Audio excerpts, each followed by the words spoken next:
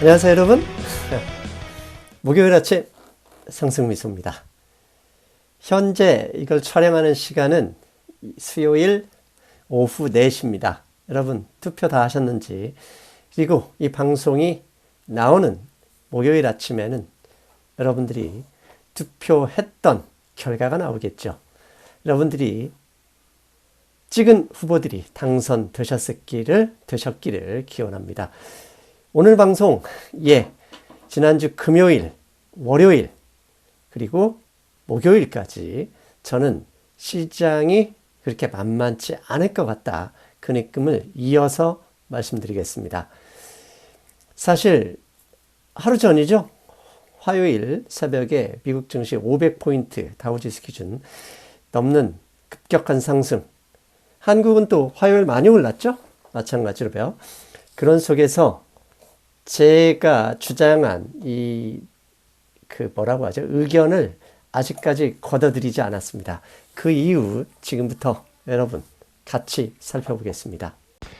오늘 방송 제목은 미국의 투자은행들 3대 투자은행이 있죠. JP 모건, 골드만삭스, 모건 스탠리, 이 3대 투자은행이 최근에 미국 경제활동 재개와 관련한 리포트, 뉴스를 많이 생산하고 있습니다.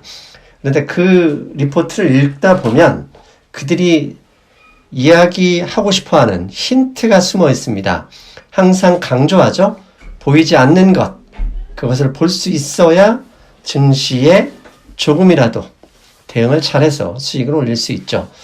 먼저 혹시라도 오해하실 것 같아서 다시 한번 말씀드립니다. 상승미소는 폭락론이나 지구 종말론자가 아닌 거 알고 계시죠? 저는 상승론자입니다. 왜? 자본주의는 결국 신용화폐 시스템을 사용하기 때문에 결국 올라간다는 것이 저의 끊임없는 지론이고요. 현재 제 포지션에서도 85%는 반도체 주식, 현재 어제 기준으로 마이너스 21%입니다. 그리고 15%는 현금을 보유하고 있습니다. 지난주 금요일 그리고 화요일 늦게까지 증시가 많이 올랐죠. 그러면서 수익 난 것들을 정리하면서 현금을 보유하고 있습니다. 제가 한결같이 말씀드리는 이야기가 있죠. 신용화폐 시스템을 사용하는 자본주의에서 증시는 결국 통화량의 증가만큼 우상향한다. 이게 제 주장입니다. 그런데 금요일부터 저는 조정이 올 것이다 라고 말씀을 드리고 있죠. 조정은 폭락이 아닙니다. 그냥 S&P 500 기준으로 2650 정도까지는 좀 내리지 않을까 이렇게 예측을 하면서 대비하고 있지만 현재 마이너스 20%인 주식은 보유 중입니다. 그냥 존버할 예정입니다. 이렇게 말씀드리는 이유는 직선으로는 상승하지 않죠. 멀리 가려면 조금씩 하락했다가 올라가면서 그래야 많이 상승한다. 이게 생각입니다. 그렇다면 투자은행 리포트에서 제가 찾아낸 거 여러분들이 궁금해하신 내용이죠. 거칠 것이 없어요. 요즘 최근의 증시 상승. 이게 과연 V자 반등으로 이루어질 것이냐. 여러분의 최대 관심사고 저의 관심사고 많은 사람들, 우리 방송을 보시는 시청자분들도 같은 생각을 하실 겁니다. 최근에 어느 정도 증시가 상승했는지 살펴보면 먼저 나스닥 지수입니다. 나스닥 지수 2월 중순 고점에서 현재 8,515포인트, 마이너스 13% 수준입니다. 6,700이 깨진 게 엊그제였었고 나스닥 5,000 간다, 4,000 간다, 대폭락한다 이런 이야기가 완전히 유튜버로 휩쓸었었는데 언제 그랬냐는 듯이 순식간에 올라와서 마이너스 13%. 사실 고점 대비 마이너스 13%면 그냥 일반 조정 수준이죠. 참 감개무량하다고 말씀드릴 수 있습니다. 더욱이 보시는 그림처럼 붉은색 보이죠? 저게 200일 이동평균선입니다. 주식 투자자들 베어마켓이냐 불마켓이냐를 구분하는 선이 200일 이동평균선인데 결국 불과 폭락한 지 한 달 만에, 한 달도 안 되는 기간에 200일 이동평균선을 돌파했습니다. 필라델피아 반도체 지수도 마찬가지입니다. 나스닥보다는 약간 덜 올랐지만 고점 대비 현재 수준은 마이너스 14%입니다. 자, 나스닥은 13%였지만 반도체 지수는 마이너스 14%. 이렇게 지금까지 시장을 주도해왔던 반도체가 나스닥 지수보다 조금 밑에 떨어져 있죠. 그 이유는 나스닥을 주도했던 건 아마존과 넷플릭스, 스테이 앳 홈 주식들입니다. 특히 보시는 그림, 아마존 주가는요, 2월 고점을 훌쩍 넘어섰습니다. 2월 고점이 종가 대비 2,150달러 정도 됐었는데, 수요일 새벽 종가는 2,283달러, 이틀 만에 거의 10% 넘는 기염을 토했습니다. 이는 아마존뿐만이 아니죠. 넷플릭스도 이렇게 크게 상승을 했어요. 그렇다면 아마존, 넷플릭스 등등등에서 웬만한 주식들 많이 올랐죠. 이렇게 거의 V자 반등 같은 모습을 보여주고 있는 증시의 상승 원인, 경제활동 복귀에 대한 기대감입니다.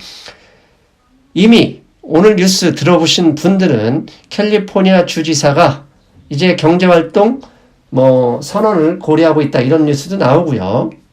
그 다음에 19 피크는 이미 다 알고 있었던 이야기죠.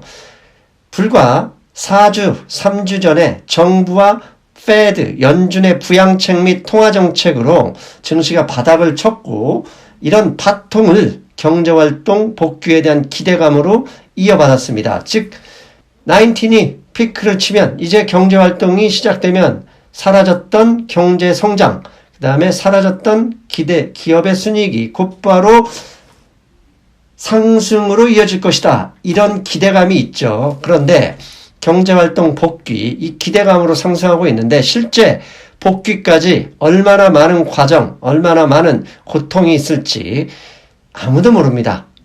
증시만 보면 고통은 없고 환희와 희망, 행복만 있을 것 같지만 최근 JP모건, 골드만삭스, 모건스탄리의 경제활동 복귀와 관련된 리포트를 보면 곧바로 성장하는 것은 만만치 않은 과정이 될 것 같다는 느낌이 나오고 있습니다.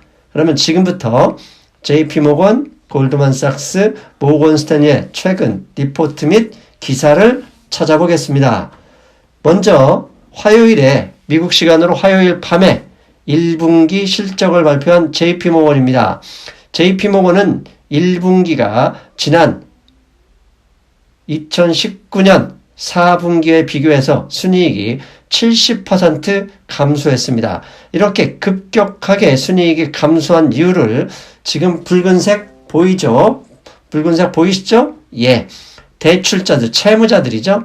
채무, 대출 및 카드 사용자들이 급격한 파산에 직면할 수 있어서 JP모건이 그에 대한 대비를 하고 있다. 즉 충당금을 많이 설정했기 때문에 순이익이 70%나 감소했다라고 CNBC가 보도를 했습니다. 이 CNBC 뉴스의 기사를 좀 더 살펴보겠습니다. 이런 내용이 나옵니다. 대출에 대한 충당금, 은행들은 혹시 부실이 날 걸 대비해서 충당금 미리 설정하죠. 대출에 대한 JP모건의 충당금은 1분기에 68억 달러를 설정했다. 68억 달러가 얼마나 큰 돈이냐면 JP모건이 작년 한 해 동안 설정한 충당금이 83억 달러입니다. 즉 작년 한 해에 설정한 충당금이 83억 달러. 근데 올해 1분기에 JP모건이 설정한 금액이 68억 달러. 작년에 거의 80%를 1분기에 설정했다. 이게 2분기에도 더 늘어날 가능성이 있겠죠. 즉 계속 이어집니다. 대출에 대한 충당금을 68억 달러 설정하면서 JP모건의 순이익은 급감했다. 이러한 충당금 설정을 볼 때 JP모건의 경영진은 부동산, 에너지, 신용카드 부분 및 소매 부분에서 그런 쪽에 대출을 해준 여신 부분에서 상당한 수준의 파산을 대비하고 있는 것으로 파악할 수 있다. 이런 이야기가 나옵니다. 즉 그냥 단순히 68억 달러 보여주기 위해서 대출 충당금, 대송 충당금을 설정한 게 아니라 이미 은행은 앞으로 2분기, 3분기, 4분기까지는 아니더라. 최소한 2분기에 상당한 규모의 파산이 있을 수 있다라고 대비하고 있다는 거죠. 아니나 다를까 오늘 아침 수요일 아침 8시쯤에 로이터 통신이 익스클루시브 독점 보도라 해서 JCPenney 미국의 백화점 체인이죠. JCPenney가 파산 가능성이 있다라는 보도를 했습니다. 즉 JP모건이 미국 연준이 웬만한 정크본드 웬만한 회사 대출까지 해준다고 해서 파산이 없어질 것이다 라는 기대를 하지 않고 결국은 파산자가 많을 것이다 라고 대비해서 충당금은 설정한 것과 어떻게 보면 부합하는 내용이라 할 수 있겠죠. 여기가 JP모건이었고요. 다음엔 골드만삭스는 최근 경제활동 복귀에 대해서 간단한 코멘트를 했습니다. Return to work sooner. 조만간 예상보다 빨리 경제활동 복귀가 될 것이다. 그런데 but at lower capacity. 아주 적은 수준에서 그렇게 될 것 같다라는 얘기를 했습니다. 이 긴 영문 길죠. 그래서 제가 번역했습니다. 그런데요. 이 번역문 그대로 읽어드리겠습니다. 감염 위험이 낮아지면서 19 얘기죠. 감염 위험이 낮아지면서 감소하면서 기업 경영 복귀가 이루어짐에 따라 급격하게 감소한 미국 기업의 생산성이 이제는 제한적이지만 회복될 가능성이 있어 보인다. 특히 4월 GDP 감소의 약 50%를 차지했던 미국의 제조업과 건설 분야는 현재 최악의 상황에서 벗어나 조만간 일부 생산 재개가 가능할 것이다. 예를 들자면 자동차 업종은 설비 전체 미국 자동차 업종 전체를 말하겠죠. 업체 전체 설비 전체 방역을 통해서 4월 현재 가동률이 25%인데 5월에는 70%까지 높일 계획을 갖고 있다라고 골드만삭스가 예상을 했습니다. 여기서 중요한 거 제조업이죠. 제조업. 사실 자동차 업종 제조업 공장 가보신 분들은 웬만한 작업들은 로봇가 많이 하고 있기 때문에요.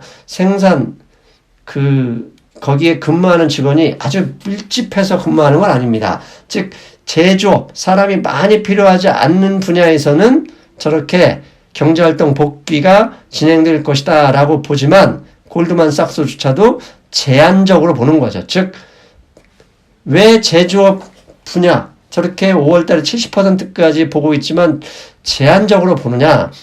미국은 제조업 비중이 극히 낮고요. 서비스업 비중이 전체 70%를 넘기 때문이죠.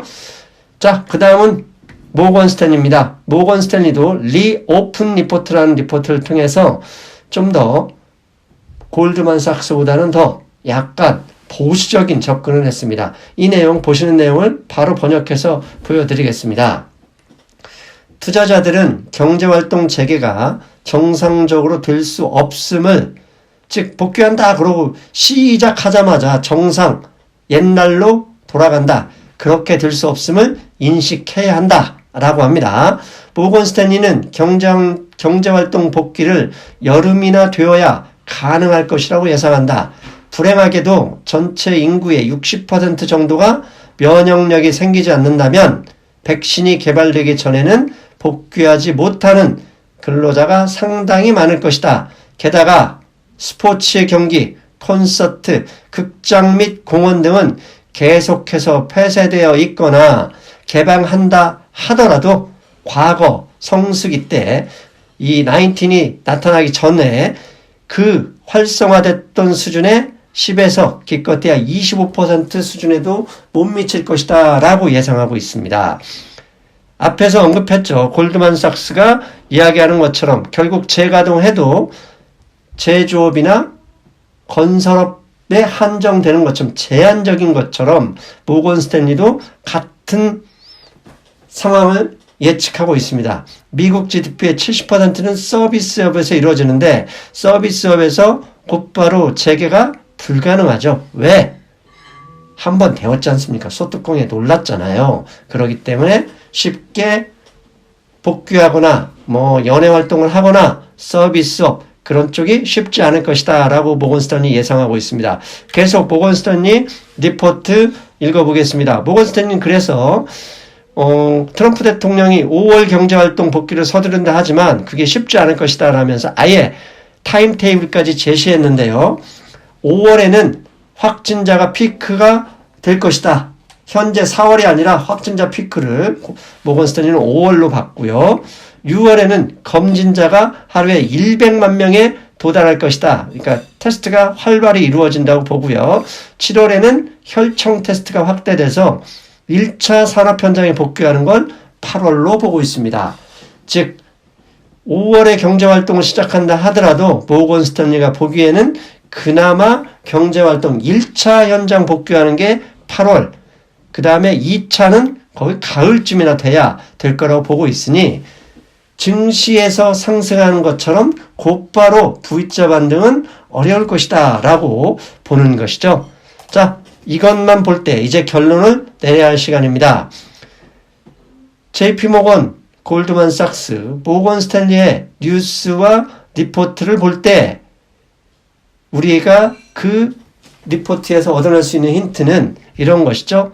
증시 상승과는 별개로 경제활동에는 상당한 시간이 필요할 것 같다. 즉 홍수가 난 상황에서 물이 빠지면 뭔가 이루어질 것이다 라고 기대를 하지만 가재두고가 망가진 모습을 볼 때 다시 한번 실망의 시간이 우리는 겪을 수밖에 없다.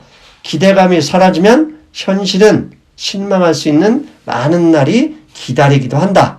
이게 증시에서도 나타나는데요. 지금 보시는 그림은 넷플릭스, 아마존, SMH, 반도체 ETF죠. SMH, 그 다음에 S&P 500, JP모건, 은행의 대표주죠. 이렇게 5개 섹터를 지난 6개월간 비교한 차트입니다. 6개월 전부터 6개월 그 상황의 주가를 볼 때요. 넷플릭스는 44% 올랐고 아마존은 28% 올랐습니다. 앞에서 말씀드렸죠. 스테이 앳홈 경제활동이 망가지면서 온라인 그 다음에 TV 열심히 보고 있으니 저들 기업의 순이익이 늘어날 수밖에 없죠. 저들 기업은 빼더라도 반도체 기업 6개월 전보다 6% 올랐지만 S&P 500은 마이너스 5%입니다. 그런데 주목해야 될 거 JP모건은 마이너스 20%다. 즉 경제가 안정돼서 펀더멘탈이 완벽해진다. 펀더멘탈이 이제 정상화된다라고 기대한다면 그런 상황에서는 은행주도 같이 가죠. 즉 V자 반등을 완성된다. V자 반등의 완성을 위해서 필요한 것은 뭐다? 은행 주식의 상승이 필요하다. 왜? 경제활동 복귀가 되면 이제 파산자도 없고 대출자들 빚도 갚고 이자도 갚고 하는 정상적인 상황이 되기 때문이죠. 경제활동 복귀가 곧 증시 상승을 기대감으로 올리긴 했지만 경제 성장을 저렇게 곧바로 이어내기는 힘들다.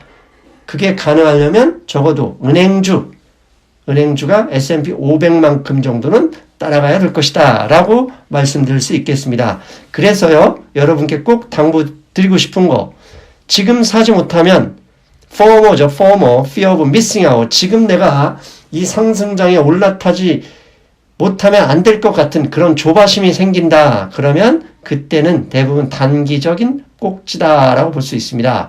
그리고 한 가지 더 모두가 증시 상승을 예상할 때는 기대 수익률이 낮습니다. 낮은 기대 수익률에 동참할 바에야 차라리 현금 비중을 일정 수준 유지하고 좀 더 기다리는 게 낫다. 그게 상승미수의 주장입니다. 잘 보셨습니까? 사실 수요일 오늘 밤 내일 새벽 미국 증시가 어떻게 될지 아무도 모르죠. 하지만 V자 반등이 나오기 위해서는 반드시 거쳐야 갈, 경험해야 될, 겪어야 될 상황이 있다. 그런데 만만치 않을 것이다. 그러니 좀 쉬었다가도 된다. 현금 비중 좀 높이면서 보수적으로 접근하자. 이게 제가 오늘 방송에서 하고 싶었던 말씀이었습니다. 여러분 저는 일요일에 뵙겠습니다. 안녕. 해외 주식은 하고 싶은데 환전 비용 때문에 부담이신가요? 환율우대 100% 이베스트 투자증권